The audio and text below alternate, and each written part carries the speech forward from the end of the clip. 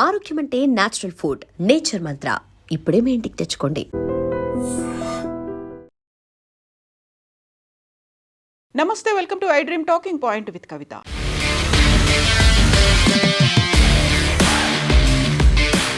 Saudi అరేబియాలో ఘోరమైనటువంటి అగ్ని ప్రమాదం జరిగింది. అది కూడా బస్సు ప్రమాదం.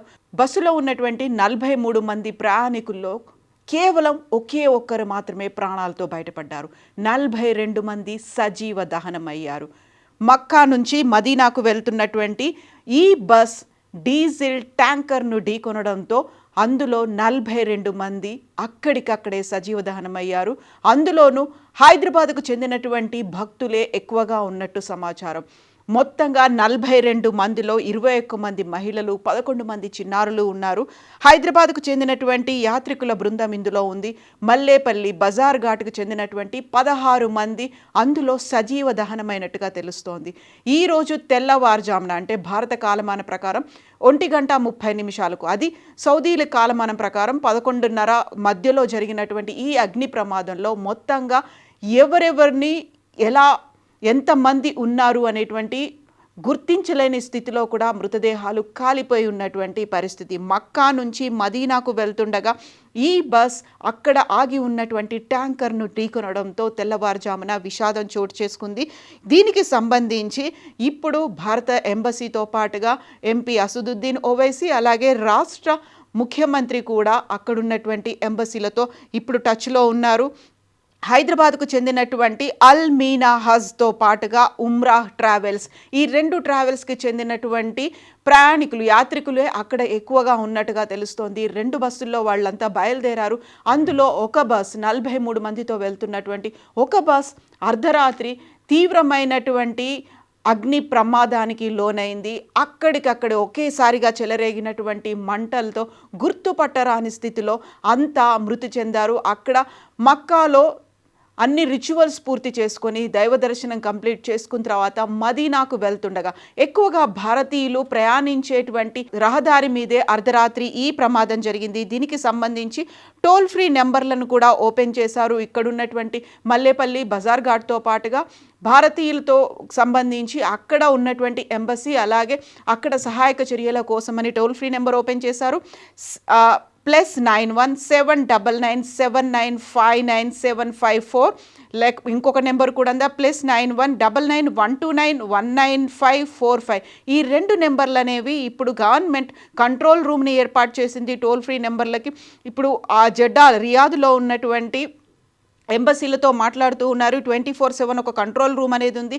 ఇంకొక టోల్ ఫ్రీ నెంబర్ కూడా ఉంది, 8002440003 అనే నెంబర్లకు కాల్ చేస్తూనే ఐడెంటిఫై చేయొచ్చు. అక్కడ ఉన్నటువంటి Abu Matem George, deputy chief of mission DCMతో మన ఇండియన్ ఎంబసీ రియాద్లో ఉన్నటువంటి అధికారులతో, ఇక్కడ ఉన్నటువంటి భారతదేశ ప్రభుత్వంతో పాటుగా తెలంగాణ ప్రభుత్వం, అలాగే ఎంపీ అసదుద్దీన్ ఓవైసీ కూడా టచ్లో ఉన్నారు. ఈ అర్ధరాత్రి ప్రమాదం జరిగిందని గల్ఫ్ న్యూస్ కూడా రిపోర్ట్ చేసింది. అయితే అక్కడున్నటువంటి ప్రయాణికులు ఎంతమంది, ఆ బస్సులో ఎంతమంది వెళ్తున్నారు, ఎవరెవరు ఆ బస్సులో ప్రయాణిస్తున్నారు అనేది ఇప్పటికీ తెలియకపోయినప్పటికీ హైదరాబాద్ బజార్ ఘాట్ మల్లేపల్లికి చెందినటువంటి 16 మంది మరణించినట్టుగా ఇప్పటికైతే మనకు అందుతున్నటువంటి సమాచారాన్ని బట్టి తెలుస్తోంది. అందులో 11 మంది, 21 మంది మహిళలు ఉన్నారు, 10 మంది చిన్నారులు ఉన్నారు. మిగతా వారి వివరాలు అనేది ఇప్పటికైతే ఇంకా ఇప్పటికీ బయటికి రాని విషయం. అది ఇంకా ఎంతమంది ఉన్నారనేది అధికారికంగా అయితే ఇప్పటికీ తెలియలేదు. సో ఈ దుర్ఘటన అనేది మన భారతదేశ కాలమాన ప్రకారం 1:30 జరిగింది.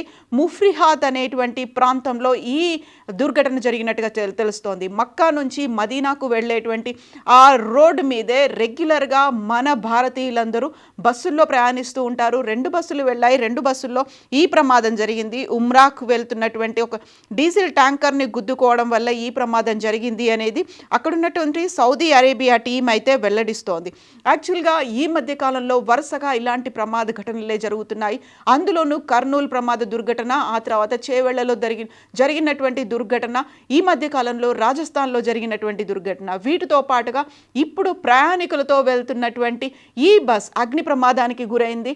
ఆ ట్యాంకర్ బస్సులో ఉన్నటువంటి డీజిల్తో పాటుగా ఆ ఆయిల్ ట్యాంకర్లో ఉన్నటువంటి ఆ ఆయిల్ కూడా ఒక్కసారిగా ఎగజిమ్మడంతో మంటలు తీవ్ర స్థాయిలో అంటుకున్నాయి. అక్కడికక్కడ అందరూ నిద్రలో ఉండడంతో, అక్కడ 11:30 గంటల సమయం కాబట్టి బస్సులో ఉన్నటువంటి అందరూ నిద్రపోయి ఉండడంతో బయటికి తప్పించుకోలేని స్థితిలో అక్కడికక్కడే అందరూ తగలబడిపోయారు, సజీవ దహనం అయిపోయారు. వాటిని చిత్రీకరించినటువంటి ఆ రోడ్ మీద, ఆ రహదారి మీద వెళ్తున్నటువంటి కొంతమంది చిత్రీకరించినటువంటి విజువల్స్ ఇవి భయానకంగా ఉన్నాయి. గుర్తుపట్టలేని స్థితిలో మృతదేహాలు అయితే ఉన్నాయి. ఒకే ఒక్క వ్యక్తి ప్రాణాలతో బయటపడ్డాడు. ఆ వ్యక్తి ఎవరు అనేది కూడా ఇప్పటికీ అధికారికంగా వెల్లడించలేదు. అక్కడ ఉన్నటువంటి సౌదీ అరేబియా ప్రభుత్వం కూడా వివరాల్ని అందించినప్పటికీ కూడా వరుసగా ఇలాంటి దుర్ఘటనలు జరుగుతున్నాయి. అది నిద్రలేమి వల్ల అవుతుందా, లేకపోతే నిర్లక్ష్యం అనేది కనిపిస్తుందా, రోడ్డు బాలేదా, అక్కడ ఉన్నటువంటి ప్రాబ్లమ్స్ ఏంటి అనేది ఇప్పటికైతే ఐడెంటిఫై కాకపోయినప్పటికీ కూడా అందులో ఉన్నటువంటి యాత్రికులు అందరూ నిద్రలో ఉన్నారు. మెలుకొని బయటికి వచ్చేటువంటి పరిస్థితి కూడా లేదు. అంతా బ్లాక్ అయిపోయింది. బస్సు అంతా అద్దాలు కూడా పగలగొట్టుకోలేని, బయటకు రాలేని సిచ్యువేషన్ ఉంది. ఎమర్జెన్సీ డోర్ కూడా ఓపెన్ చేసుకొని బయటికి వచ్చేంత సమయం కూడా లేకుండానే ఒక కొల్యూడ్ అయిన వెంటనే బస్సులో ఉన్నటువంటి డీజిల్ ట్యాంకర్, ఆ తర్వాత ఆయిల్ ట్యాంకర్కు మంటలు విపరీతంగా అంటుకున్నాయి. కొలిషన్తో వచ్చినటువంటి మంటలతో ఒక్కసారిగా భీతావహ దృశ్యం అనేది అక్కడ కనిపించింది. బస్సులో ఉన్నటువంటి ప్రయాణికులందరూ హాహాకారాలు చేస్తూనే బయటికి రావడానికి చేసినటువంటి ప్రయత్నాలు, ఆర్తనాదాలు, ఈ నేపథ్యంలోనే నిద్రలోనే బయటికి రాలేని సిచ్యువేషన్లోనే అంతా మరణించారు. ఒకే ఒక్క ప్రయాణికుడు, ఒకే ఒక్క యాత్రికుడు మాత్రం బయటకు వచ్చారు. ఇక్కడ ఉన్నటువంటి 2 రెగ్యులర్గా ఈ ఉమ్రా యాత్రల కోసం హైదరాబాద్కు చెందినటువంటి ట్రావెల్ ఏజెన్సీ అయితే ఇక్కడ నుంచి పంపించే ఏర్పాట్లు అయితే చేస్తుంటాయి. వాటికి సంబంధించినటువంటి కంప్లీట్గా ఇన్ఫర్మేషన్ అయితే ఉంది. కానీ ఎంతమంది ఏ బస్సుల్లో వెళ్ళారు, 2 బస్సుల్లో అయితే వెళ్ళారని తెలిసినప్పటికీ కూడా ఒకేసారి 42 మంది సజీవ దహనం అవడం అనేది మనం గతంలో కూడా చూసాము. మన దగ్గర జరిగినటువంటి ఇన్సిడెంట్, జబ్బార్ ట్రావెల్స్కి చెందినటువంటి ఇన్సిడెంట్ 2013లో కూడా 40 మంది మరణించారు. ఇటీవల జరిగినటువంటి కర్నూలు దగ్గర దుర్ఘటన కూడా జరిగింది. అందులో 19 మంది మరణించారు. వీరంతా దైవ దర్శనానికి వెళ్ళారు. ఒక చోట అక్కడ ఉన్నటువంటి రిచువల్స్ అన్నీ కంప్లీట్ చేసుకున్నారు. అక్కడ ఉండేటువంటి కార్యక్రమాలన్నీ కంప్లీట్ చేసుకుని ఇంకో ప్రాంతానికి వెళ్తున్నారు. మక్కాలో కార్యక్రమాలు కంప్లీట్ అయిపోయాయి, మదీనాకు వెళ్తున్నారు. మదీనాలో కూడా తెల్లవారితే వాళ్ళు అక్కడ దైవ దర్శనం చేసుకోవాల్సి ఉంది. అక్కడ ఉన్నటువంటి రిచువల్స్ కంప్లీట్ చేసుకోవాల్సి ఉండే. బట్ అక్కడి దాకా వెళ్లకుండానే ఆ రాత్రే వాళ్ళకి ఒక కాళరాత్రి అయింది, అగ్ని ప్రమాదం జరిగింది, సజీవ దహనం అయిపోయారు. ఆ బతికి ఉన్నటువంటి ఒకే ఒక్కరు ఎవరు అనేది ఇప్పటికైతే ఇంకా అధికారికంగా తెలియకపోయినప్పటికీ బజార్ఘాట్ మల్లేపల్లికి చెందినటువంటి 16 మంది మరణించారు అనేటువంటి వార్త, వారి వివరాలను అయితే ఇక్కడున్నటువంటి ఈ 2 ట్రావెల్ ఏజెన్సీలు అయితే అనౌన్స్ చేశాయి. సో అర్ధరాత్రి పూట బస్సు ప్రయాణాలు చేస్తున్నప్పుడు చాలా జాగ్రత్తగా వ్యవహరించాల్సినటువంటి అవసరం ఉంది. ఎక్కడ చిన్నపాటి నిర్లక్ష్యం, అజాగ్రత్త ఉన్నా ప్రాణాలు పోతాయి.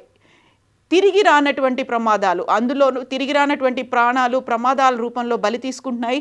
దానికి మరొక ఉదాహరణ ఇక్కడ జరిగినటువంటి ఈ ప్రమాదం అనేది. సో ఈ టోల్ ఫ్రీ నెంబర్లు అయితే ఉన్నాయి. వాటికి కావాల్సినటువంటి ఇన్ఫర్మేషన్ని, హెల్ప్ లైన్లని, ఆ తర్వాత తీసుకోవాల్సినటువంటి జాగ్రత్తలని బంధుమిత్రులకి సమాచారం అందివ్వడానికి 24/7 టోల్ ఫ్రీ నెంబర్స్, ఆ తర్వాత అక్కడ ఉన్నటువంటి ఎంబసీలో ఉన్నటువంటి నెంబర్లతో టచ్లో ఉండాలి అని, అప్రమత్తంగా ఉండాలి. ఎట్ ద సేమ్ టైం హైదరాబాద్లో ఆ మృతదేహాలను తిరిగి హైదరాబాద్కు తీసుకొచ్చేటువంటి ఏర్పాట్లు కూడా చేయాలి అంటూ తెలంగాణ రాష్ట్ర సీఎం రేవంత్ రెడ్డి అయితే అధికారులకి ఆజ్ఞలు జారీ చేశారు. ఆర్డర్స్ అయితే వచ్చాయి. ఫస్ట్ వారంతా ఎవరు అనేది ఐడెంటిఫై చేయాల్సినటువంటి అవసరం ఉంది. ఇప్పుడు DNA టెస్టులు అయితే చేయాల్సినటువంటి పరిస్థితులు ఉంటాయి. మృతదేహాలంతా గుర్తుపట్టలేని స్థితిలో కాలిపోయి ఉన్నాయి కాబట్టి అనివార్యంగా ఫోరెన్సిక్ టెస్టులు, DNA టెస్టులు చేయాల్సినటువంటి పరిస్థితి.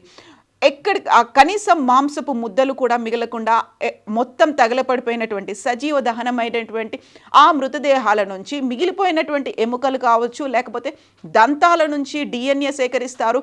ఇక్కడున్నటువంటి బంధుమిత్రుల దగ్గర నుంచి, వాళ్ళ కుటుంబీకుల దగ్గర నుంచి కూడా అలాంటి శాంపిల్స్ సేకరించిన తర్వాత, ఆ శాంపిల్స్ మ్యాచ్ అయిన తర్వాతనే అక్కడి నుంచి డెడ్ బాడీస్ని ఈ కుటుంబాలకి అందచేస్తారు. అంత్యక్రియలు ఇక్కడే జరిపేలా ఏర్పాట్లు చూడాలని, అందులోనూ అక్కడి నుంచి తీసుకురావడానికి కావలసినటువంటి అన్ని చర్యలు చేపట్టాలి అంటూ జెడ్డా, రియాద్లో ఉన్నటువంటి ఎంబసీలకైతే భారతదేశ ప్రభుత్వం అలాగే తెలంగాణ రాష్ట్ర ప్రభుత్వం కూడా కోరింది. ఎంపీ అసదుద్దీన్ ఓవైసీ కూడా అక్కడున్నటువంటి ఎంబసీ అధికారులతో అయితే టచ్లో ఉన్నారు.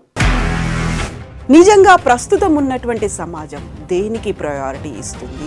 ఆర్థిక సంబంధాల చుట్టూ మాత్రమే తిరుగుతుంది. మళ్ళీ ఎన్నికలంగానే చాలా విరక్తి కలుగుతాను. మంచి అనిపిస్తుంది కదా, లేడీస్ కూడా ఛాలెంజింగ్ జాబ్స్ చేసినప్పుడు చాలా బాగుంటది. ట్రాఫిక్ అసిస్టెంట్స్ గా నియమించిన ట్రాన్స్జెండర్స్ అందరితో సాల్యూట్ చేయించుకుంటున్నారు. ఫుడ్ డెలివరీ ఇవ్వటానికి వెళ్ళినటువంటి డెలివరీ బాయ్ అనిల్ పై కళ్ళ ముందు